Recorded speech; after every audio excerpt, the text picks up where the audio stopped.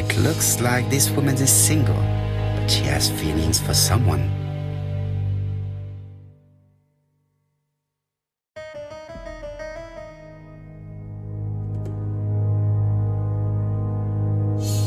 She is looking so intensely at this photo.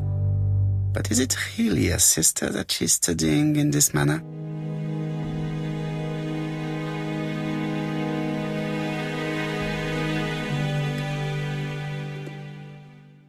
They made the perfect couple, am I correct? Yes, in a way. She was pretty and he... Well? He's a bright man, with a promising career ahead of him. He would have made Betty a good husband. He was always attentive and generous. Oh, a true gentleman. I hear a note of envy in your voice. You must have heard wrong.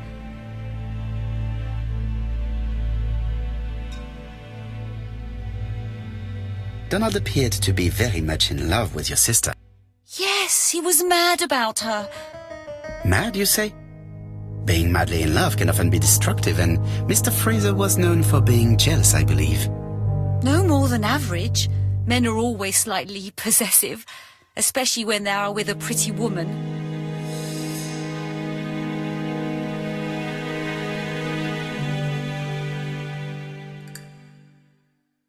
You are a poor liar, Mademoiselle Bernard. Excuse me, Mr. Poirot, but I do not see why you are interested in our humble little crime. It would appear that your sister's murder is the second in a series that we have to stop as quickly as possible. The first was in Andover, and the same as your sister, the murderer sent me a letter informing me that a crime would be committed in that town. Now can I count on your honesty? Yes, you have my confidence, Mr. Poirot. Don is a quiet and sensitive young man, slightly reserved too, and as is often the case with reserved people, when he flew into a temper, he completely lost control. He could be so violent. Betty was frightened. And when was this? The first time was about a year ago. But they rowed more recently. Donald found out that Betty had lied to him. She said she was going out with a girlfriend, but she went out for dinner with a married man. It was an awful scene. She told him that until they were married, she was free to go with whoever she pleased.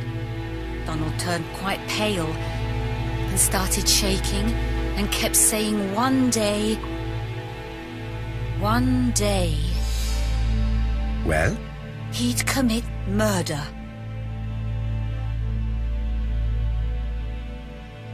So you were afraid that he would become our main suspect.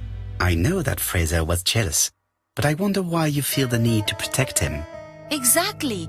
Had you not told me about the case, I would never have dared to tell you about this little matter.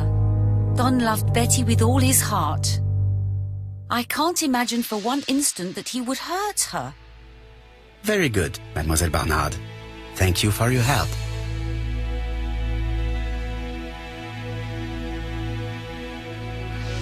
Fraser is at the Ginger Cat. The police haven't spoken to him, but they want to. And let us now try and get our brain cells to work.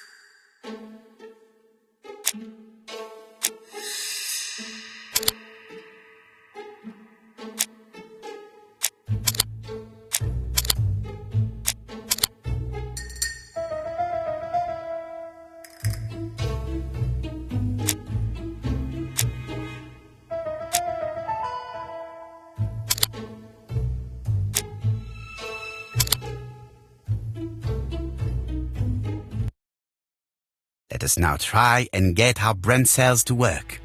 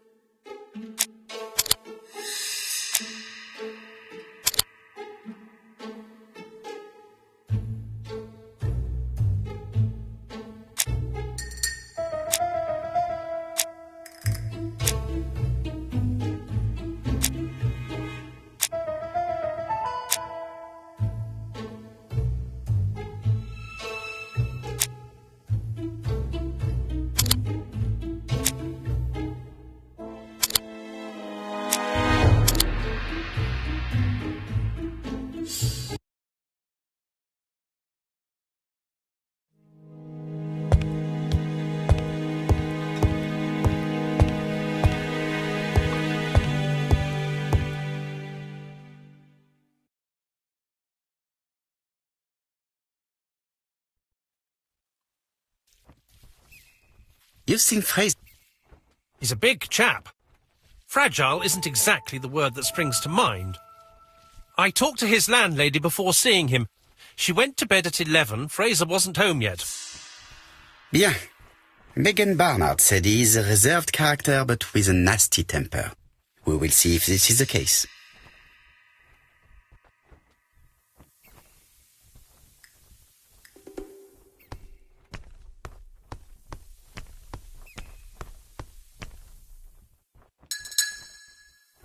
Could it be the same buildings as on the victim's photo?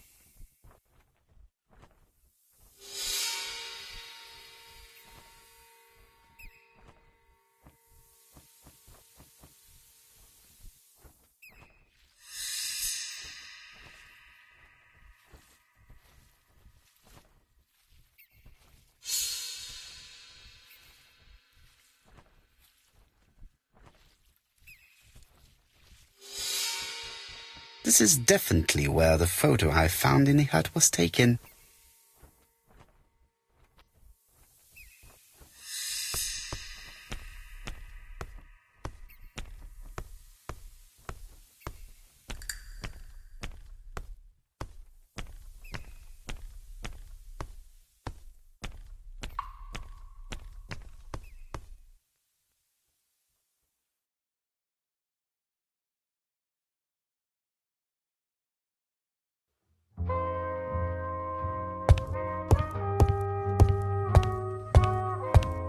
How do you do, Mr. Fraser?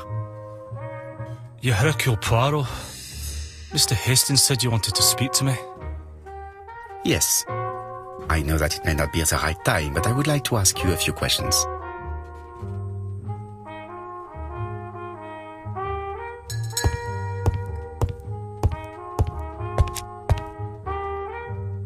This man looks suspicious.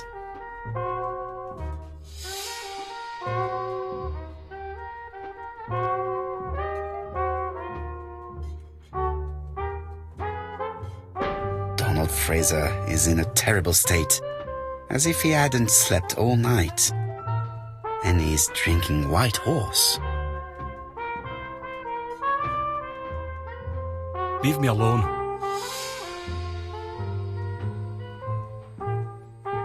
Tell me that it's a mistake, that Betty isn't dead. Sadly, your lady friend has been murdered, Mr. Fraser. Oh, Betty, if only you'd listened.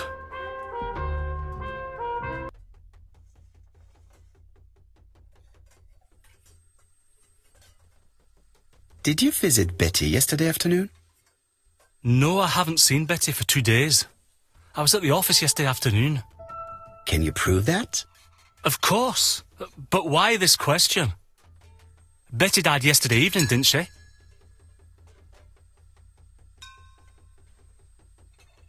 Betty was murdered during the night, but that does not prove that she did not meet her murderer earlier in the day.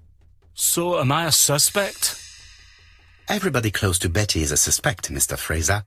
I would be a very poor detective if I did not examine all possible eventualities. Do you know what Betty's plans were yesterday evening? She said she was having dinner with her sister.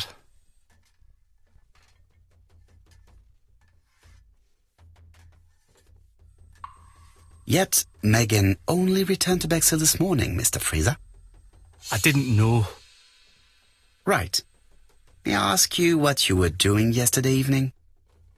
I spent the evening working. Your colleagues can confirm this?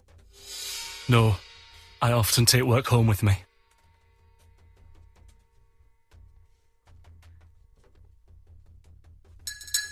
Therefore, you have no alibi, Mr. Fraser. That's right. But that doesn't make me a murderer, Mr. Poirot. I would like you to leave now, please.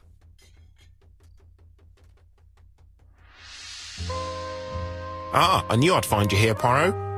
I thought the victim's young man was here.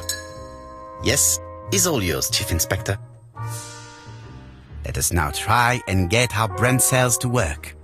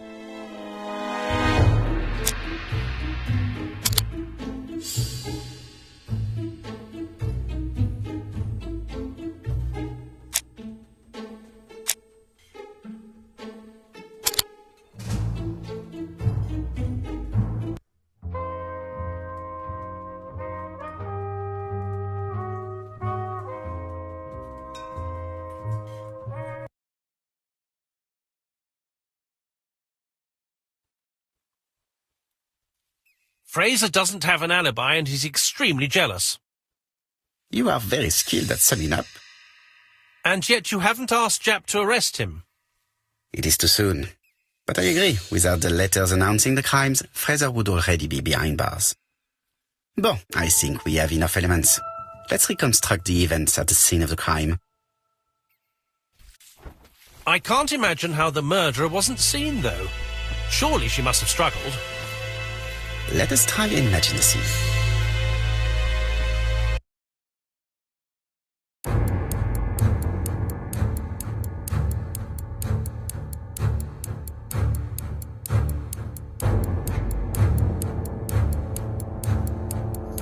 The killer and the victim are walking on the beach. Miss Betty has a bag, a belt around her waist, and carries her shoes in her hand. Both of them walk slowly to hut number 5.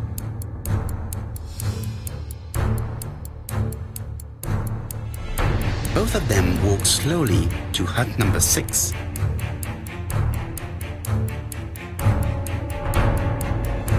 Miss Betty enters the hut. She leaves without her belongings. Then she hides a coat.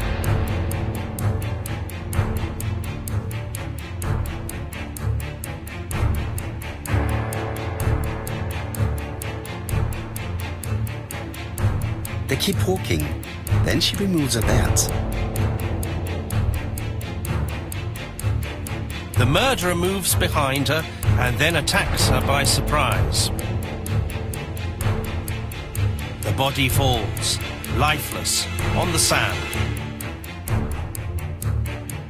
Everything appears to match the crime scene, mon cher Hastings. That is exactly what happened.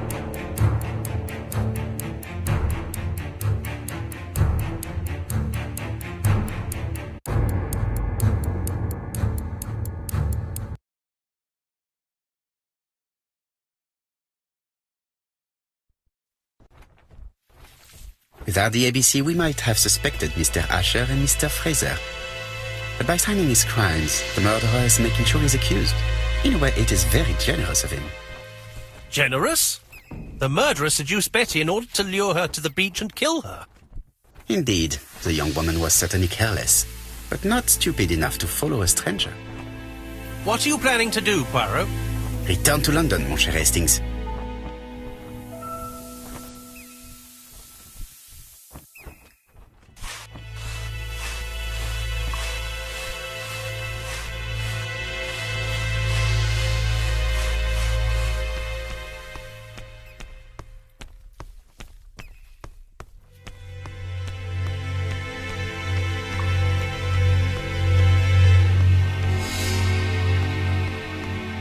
Right, back to London.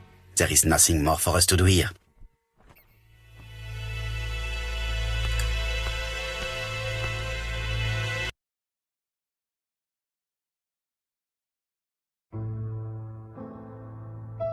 Jap has decided to reveal details to the press. The alphabet murder is now famous. It is not a bad idea. The more people who know, the greater our chances of finding out something of interest. Poirot, I have a bad feeling.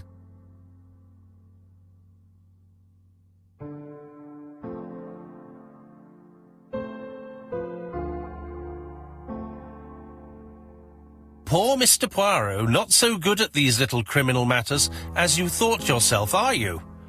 Rather past your prime, perhaps. Let us see if you can do any better this time. This time, it's an easy one. Churston on the 30th. Do try and do something about it. It's a bit dull having it all my own way, you know. Good hunting. Ever yours, ABC.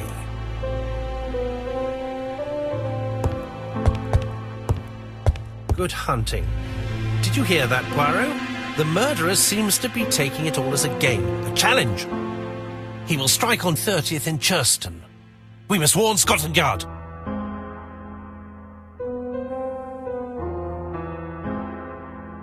By the way, Hastings, what day is it? Well, looking at the calendar, it's the 30th. Hastings, today is the 30th. No time to lose. We must prepare our suitcases for Churston. Mon Dieu, it is already 10 o'clock. I will call Scotland Yard immediately.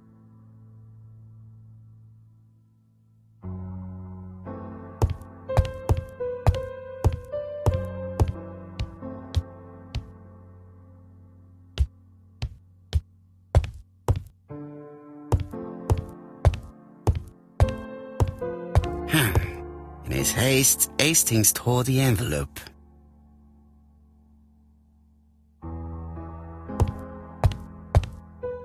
I lock my revolver in this drawer. I've not used it in a very long time.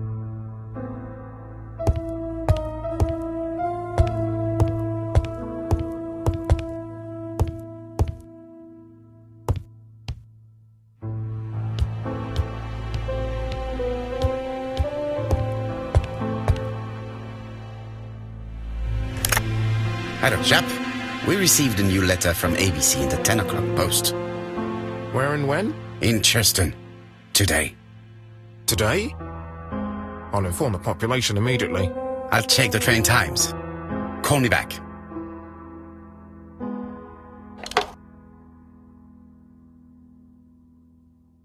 It is not a good time.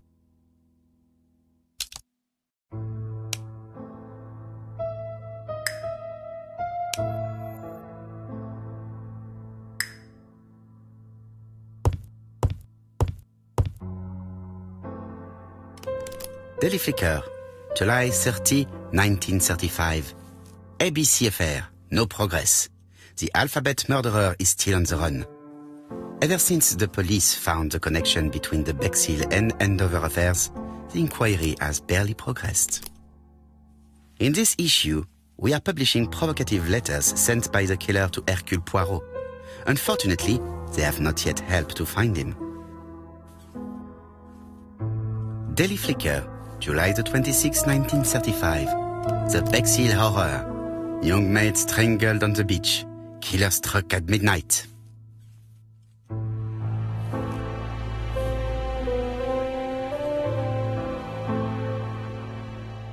It is not a good time.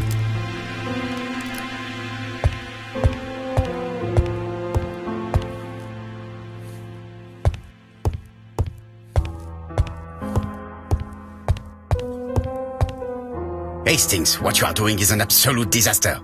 That is no way to pack suitcases. Heavens, we must hurry. We have to get to Churston before the murder.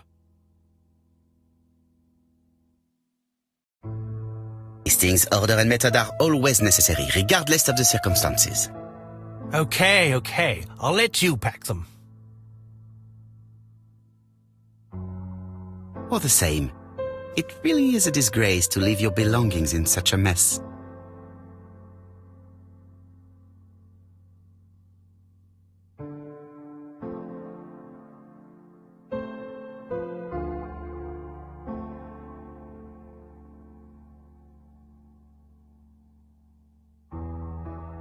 Voila!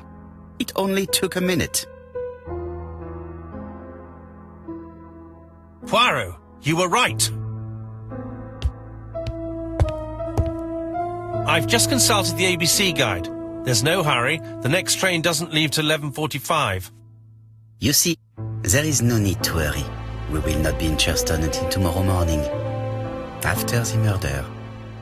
But why has the murderer warned us so late? It's not what he usually does. Did he do it on purpose? Very good question, Hastings. We should also compare the letter we have just received with the other two, although I have very little doubt about what we will find.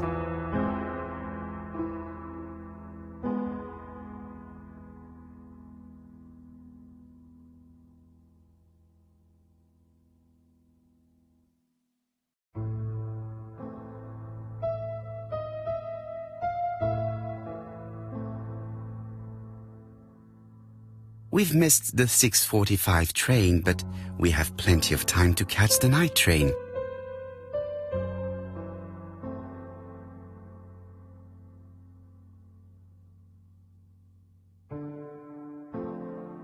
Hastings' photo album. He is very proud of his bag.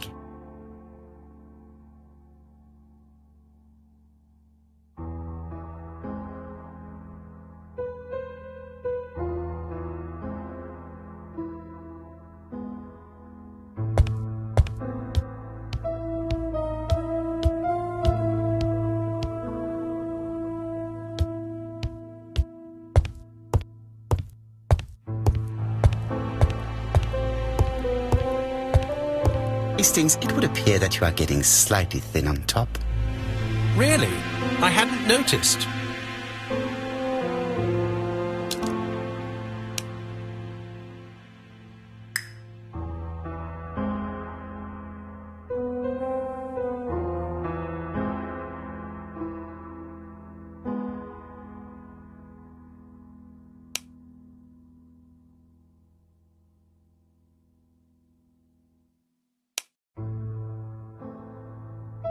Poor Mr. Poirot.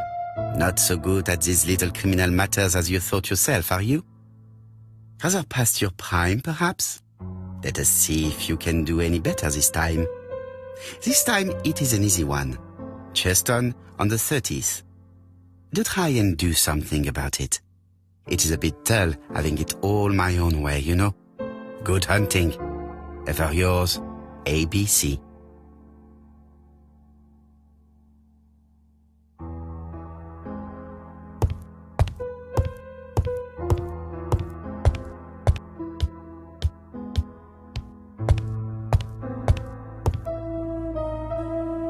Right, let us compare this new letter with the second one.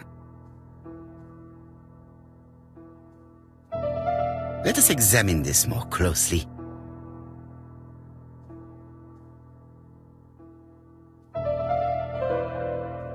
Certain characters in the two letters may have similar defects. Yes, this I is weird. Right, let us compare this with the other letter.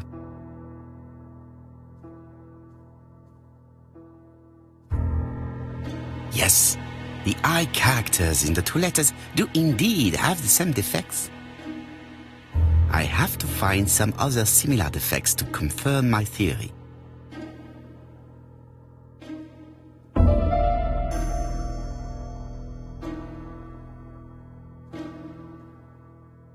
Yes, the A appears to be quite unusual. Right, let us compare this with the other letter.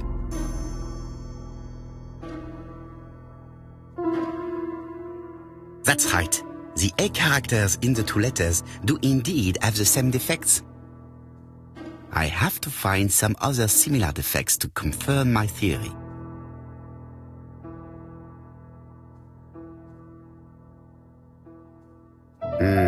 The W is not printed properly.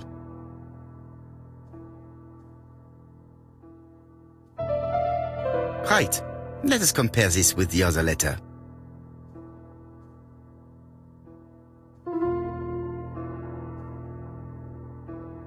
Of course, the W characters in the two letters do indeed have the same defects.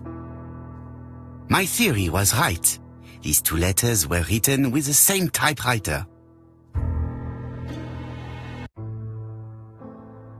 Let us now try and get our brain cells to work.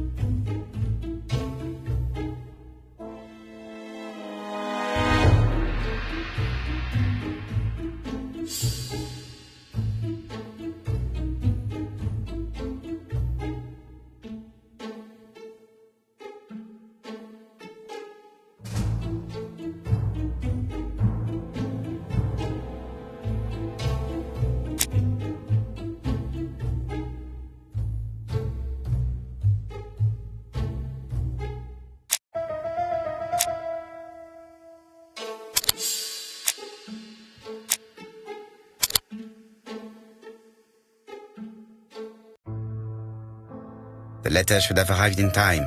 The postmark shows that it was sent 3 days ago. However, our man made a mistake in the address, which explains the delay.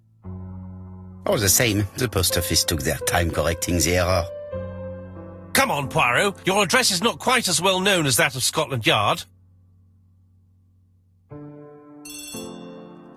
Poirot, the telephone. It must be Jap.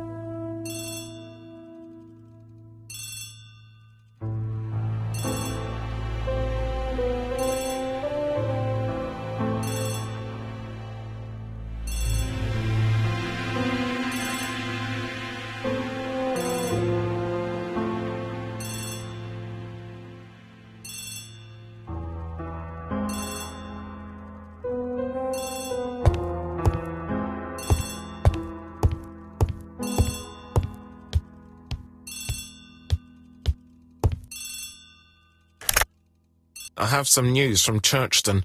Bad news, I'm afraid. Sir Carmichael Clark was murdered while out on his evening walk. Sir Carmichael Clark. The name is familiar to me. He was a famous throat specialist, one of the best in London. A wealthy man, he retired to Combside, a beautiful house by the sea. He collected antiques. Are you going there? Yes, let's meet on the train.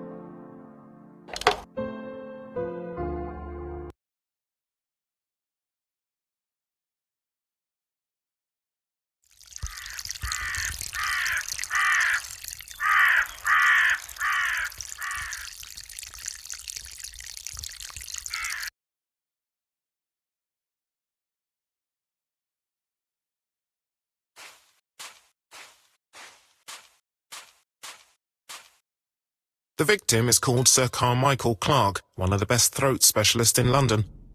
The body was still warm when we found it. If we had been warned earlier, we definitely could have saved him.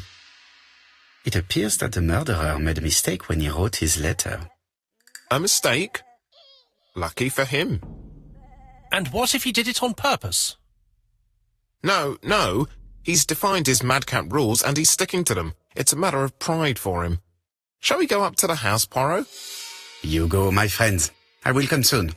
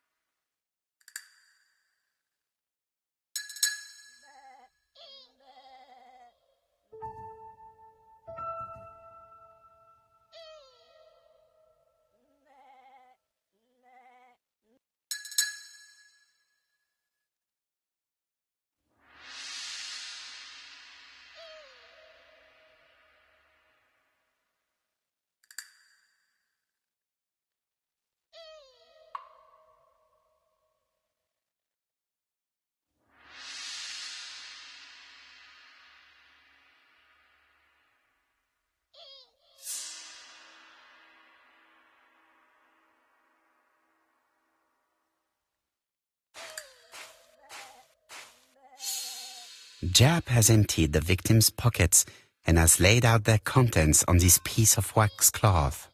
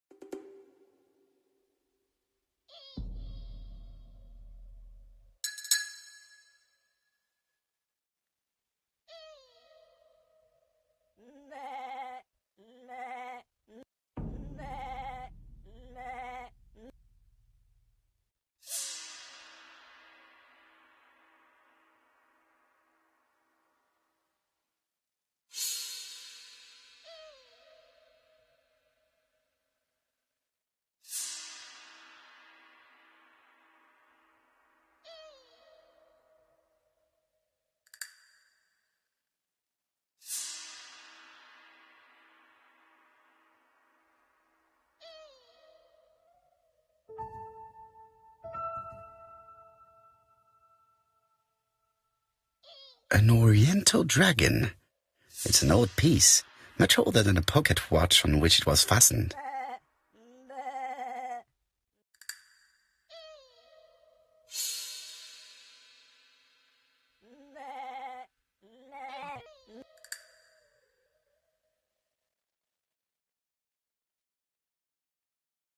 Nothing appears to be missing from this wallet.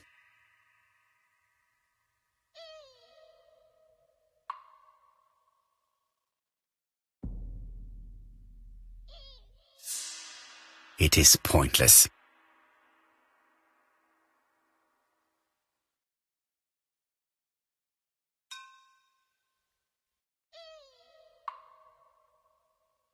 A signet ring, very probably with the Clark family's coat of arms.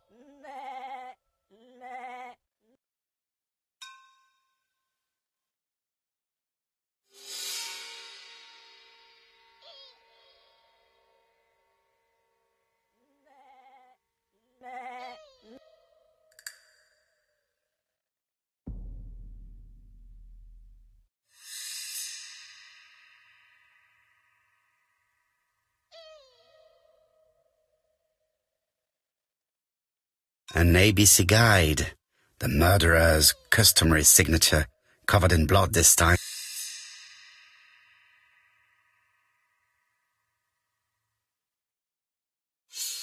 The gravel on the path has been sprayed with blood that covers a conical-shaped area, which starts at the body and becomes wider as it moves further from the bush.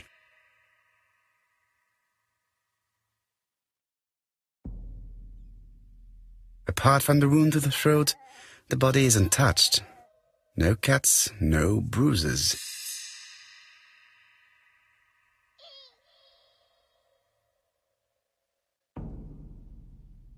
Sir Carmichael's throat was cut. It's a clean incision, a professional.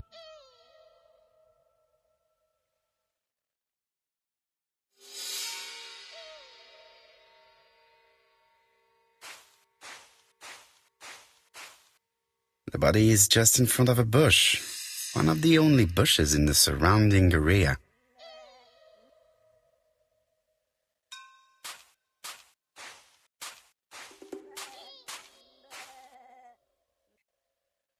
This place is very calming.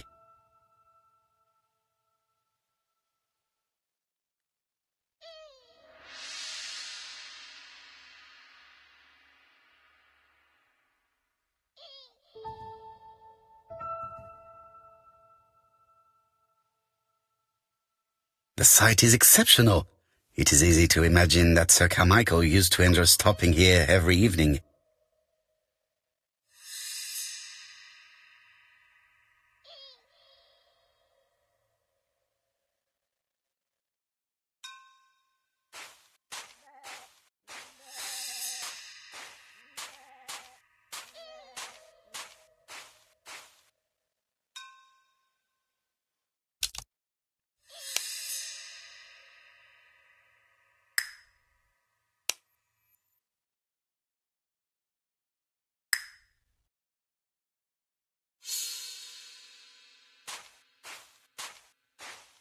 The vegetation behind the bush has been trampled.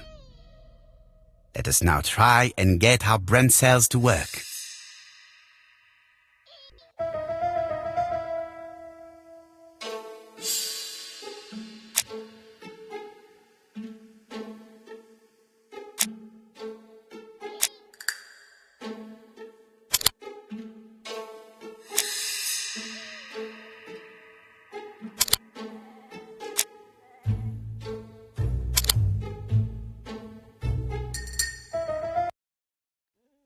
Sir Carmichael had his back to the bush when the killer cut his throat from behind. A fatal blow that sprayed blood over a range of more than 1 meter. Let us now try and get our brain cells to work.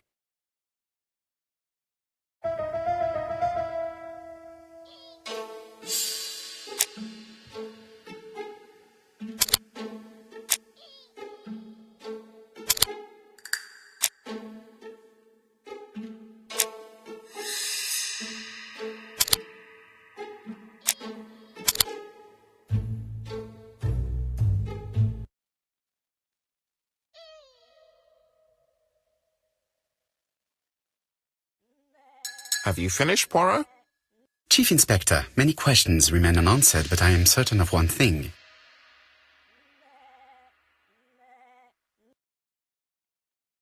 The killer has prepared his crime very carefully. Quite right.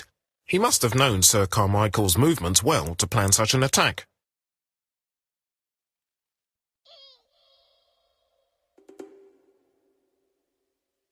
The murderer struck with terrible savagery.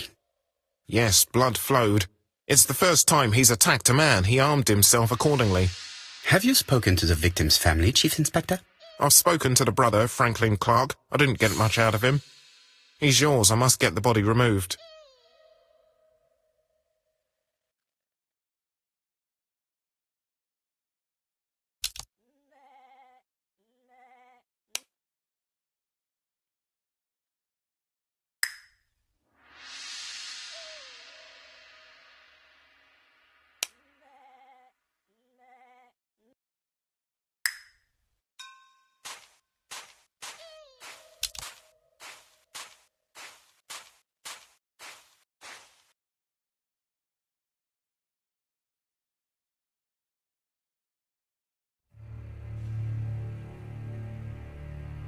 To be honest, this inspector seems rather obtuse.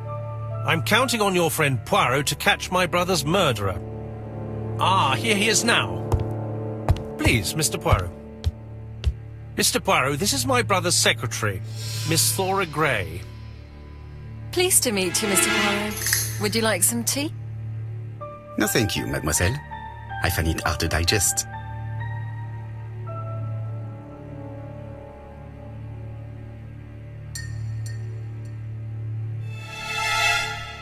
It is not the right time.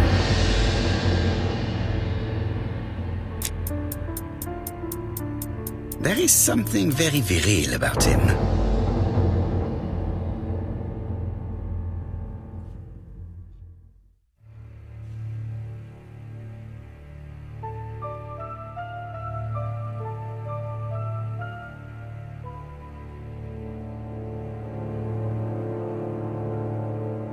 Franklin Clark is an adventurer, the sort of man that women like.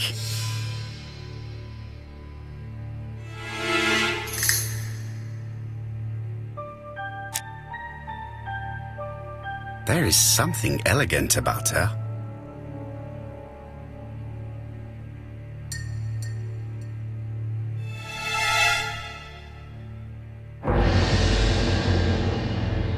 She has good taste. Except perhaps in a choice of jewelry. Please excuse me, I have to take care of Lady Clark.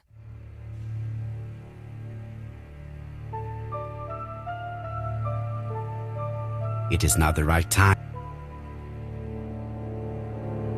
It is not the right... My brother's wife is gravely ill. You will probably want to question her, but I fear that it won't be possible today.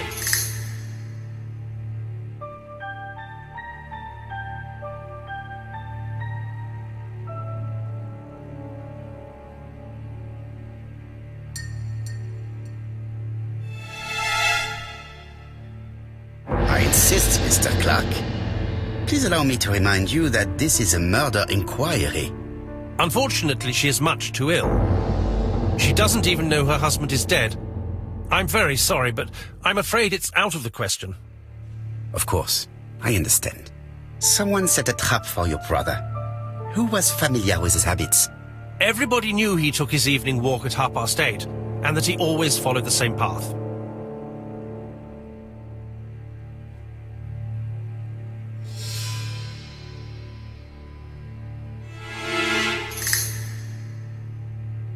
Was it a dark night?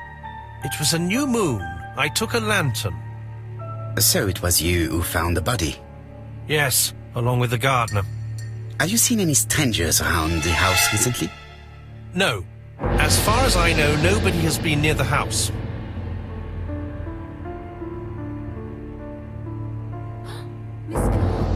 Oh, Lady Clark must have fallen from her chair.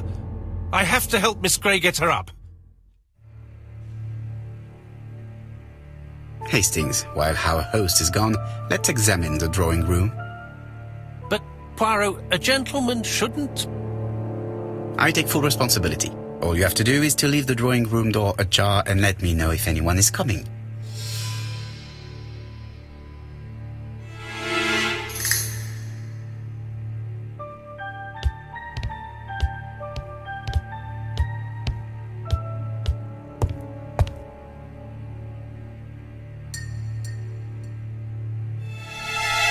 It is an emperor. His place at the center of the table is probably symbolic.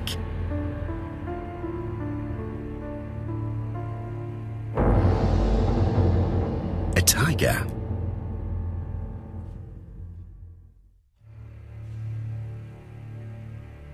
A crane?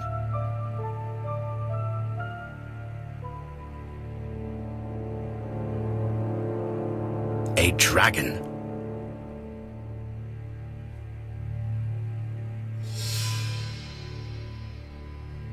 A turtle.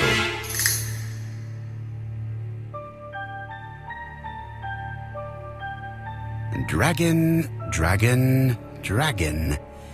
Sir Carmichael showed himself to be very consistent in his collection's theme.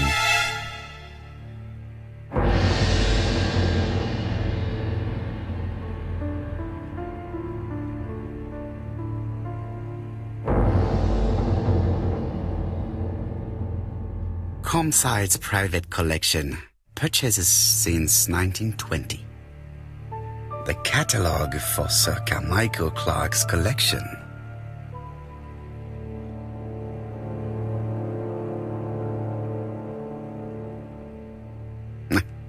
I'm not going to leave now.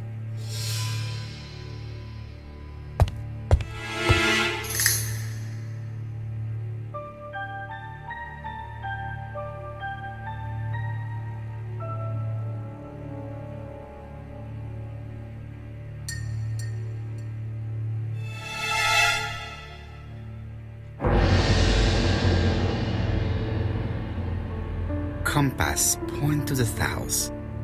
Bronze and magnetite, Han Dynasty, circa 210 BC, purchased in Hong Kong 1935.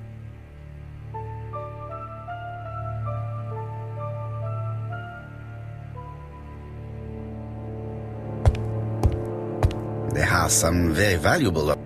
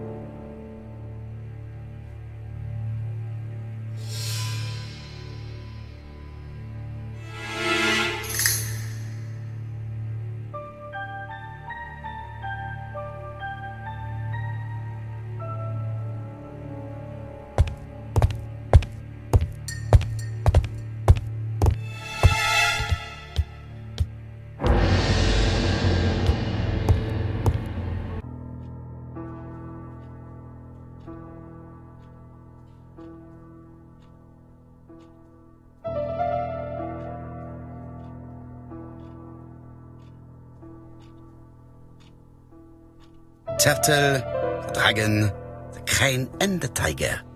I think I've already seen this motif somewhere.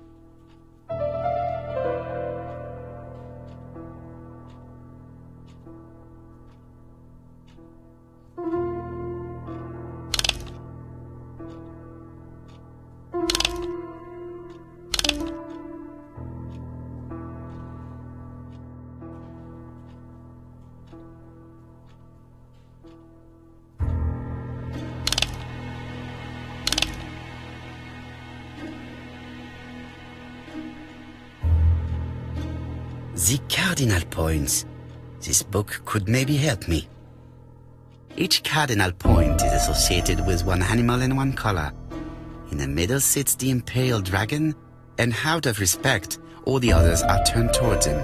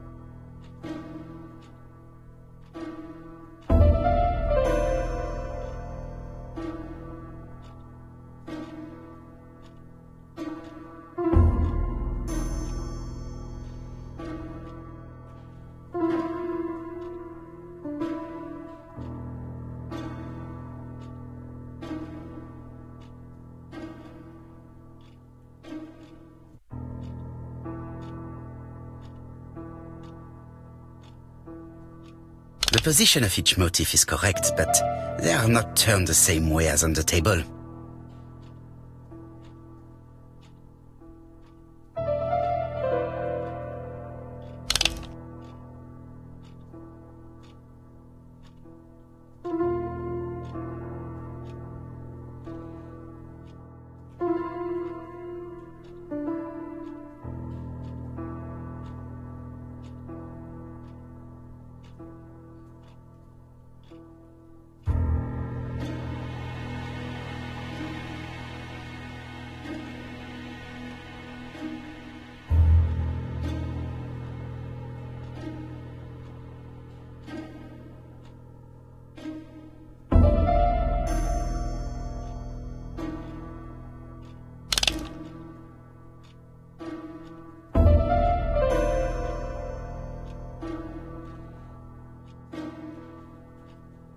The position of each motif is correct, but they are not turned the same way as on the table.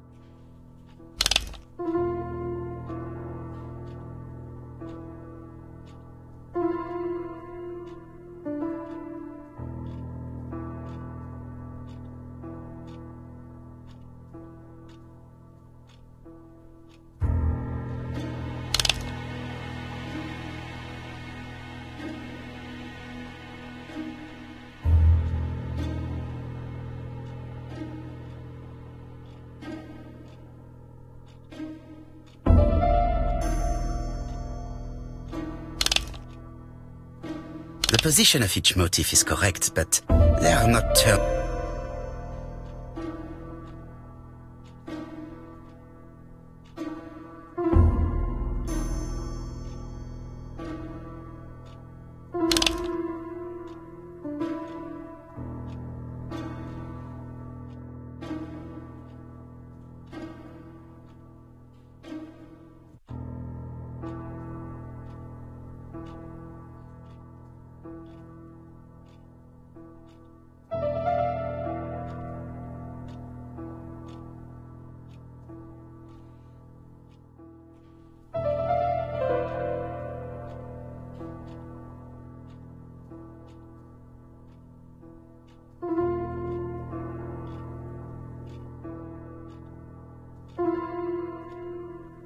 It is blocked.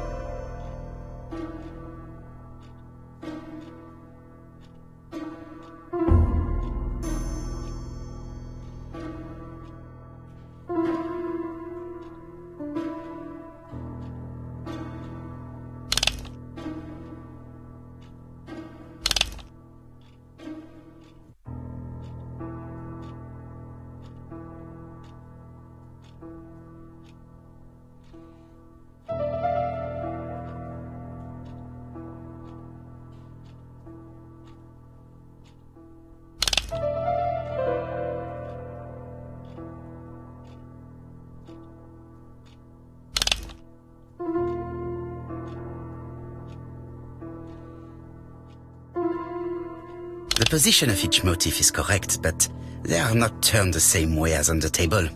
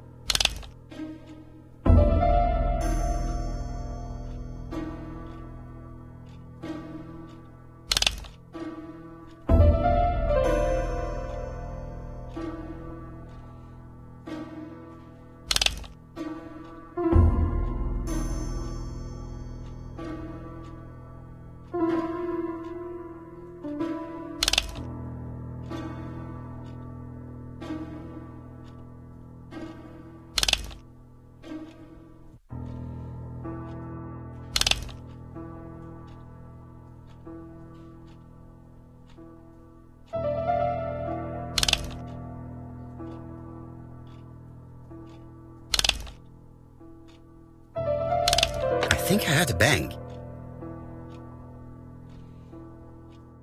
This is interesting.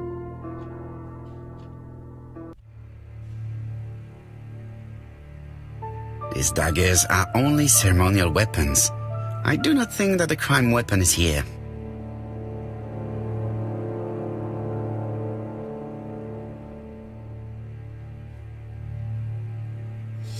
Ernest Logan, MD, Brighton Cancer Institute, 201 Dusk Road, Brighton, Sussex. To Sir Carmichael Clark, MD, Comside Churton, Devon. Brighton, 1935, January the 5th. As a man of science, I owe it to you to be completely frank. Lady Clark, your wife is suffering from a generalized terminal cancer. I confess I didn't suspect anything like that during the first exams. But with the test results I have received today, there is unfortunately no place for doubt. I estimate that Lady Clark's life expectancy is no more than 1 year. Hospitalization would not help in her case, so I advise you to keep her at home and provide her with as much morphine as required to ease her last moments. Yours sincerely, Ernest Logan.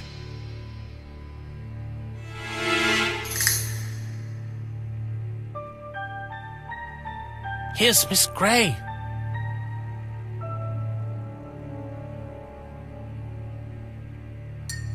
Sorry to keep you waiting.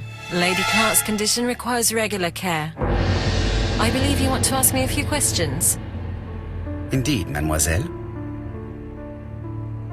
This porcelain is remarkable. Is it old? It's about 3 centuries old, I believe. Wait, let me find the reference.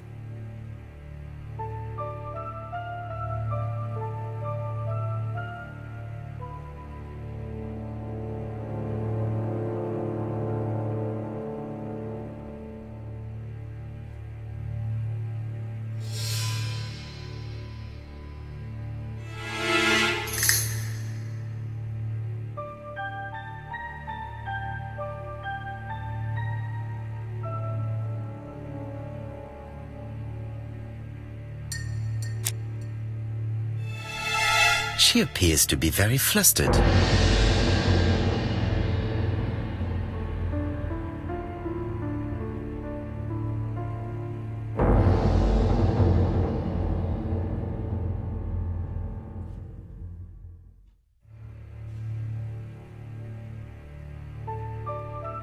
She is unable to hide her emotion, and her makeup has been disturbed. I think that this young woman has just been kissed. Here? Teapot with black dragon, Gangshi period, end of the 17th century. It is a rare piece with unusual colours. You have a good knowledge of art history. Acquired while working with Sir Carmichael. I used to help him manage his collection and choose his new acquisitions.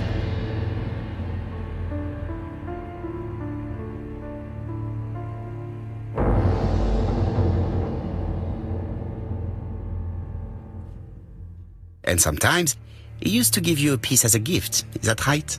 Gift? What do you mean?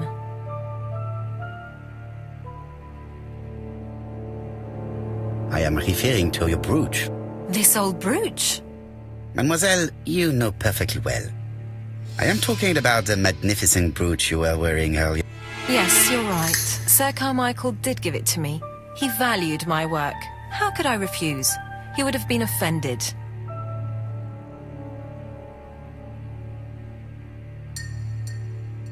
Why have you taken it off? I don't understand, Mr. Poirot. Have you seen any strangers hanging around in the past few days? No. Nobody has been near Cumside.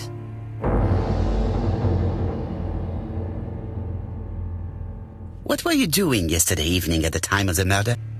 I was sleeping. I was woken by the telephone at 11. I heard Franklin Clark speaking with the gardener.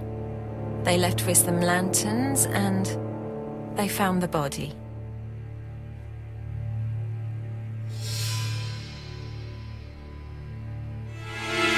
What are your feelings about Franklin Clark? What an odd question. Of course I think he's a good man. He's energetic, nice, very sociable.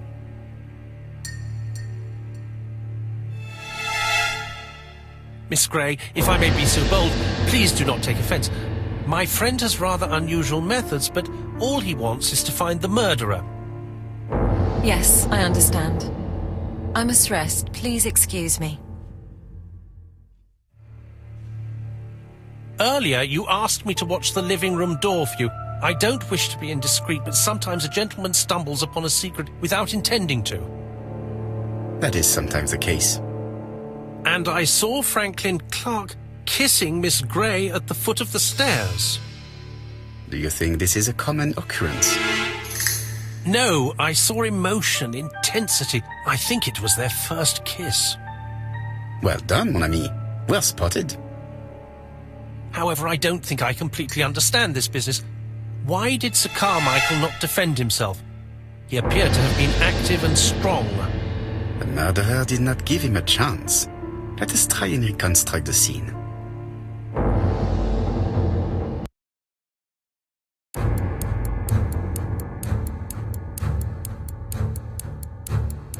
Sir Clark is taking his customary walk. Our killer is hiding behind a bush. The old man walks quietly along the gravel path.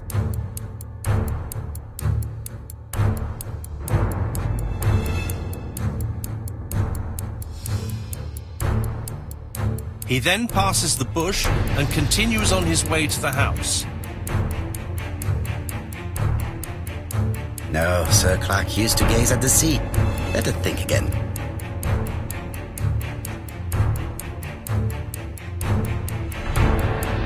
Sir Clark is taking his customary walk. Our killer is hiding behind a bush.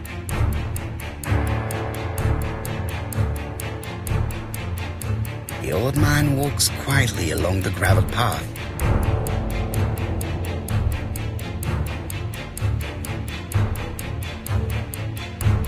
Then he turns towards the sea to gaze at it.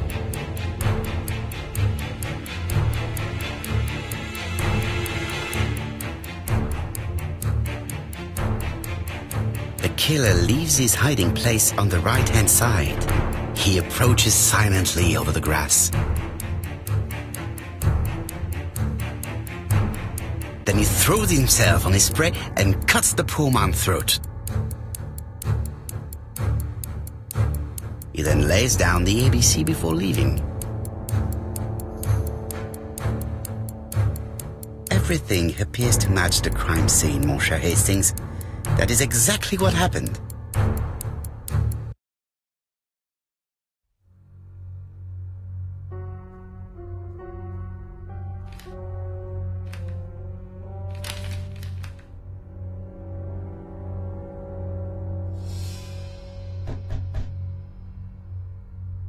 Oh, just a minute. I'm getting dressed.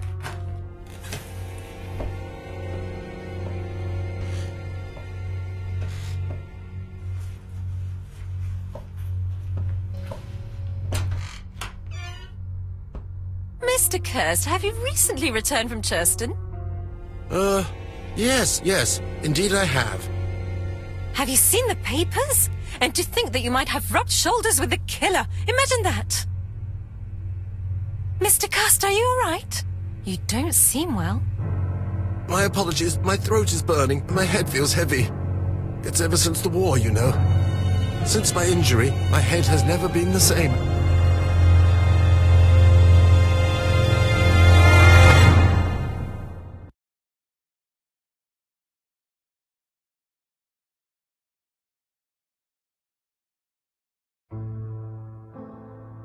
Poirot, it's a pleasure to be with you again after all these years. I looked for a gift to thank you, and I found this propelling pencil. An authentic collector's item. You spoil me, mon ami. And you more so by sharing investigations. Do not underestimate the help you are to me, Hastings. Intellect is not everything. There is also goodwill, and you are not short of that. Later, I will ask you to help me tidy up the room and bring some chairs. Our guest will be here soon. Ah, is Thora Grey coming? Naturally. She is a fascinating young woman, n'est-ce pas? Oh, come on, Poirot. I'm a married man. And Miss Grey has already been courted by Franklin Clark. Poirot, our guests will be here soon. We must prepare ourselves.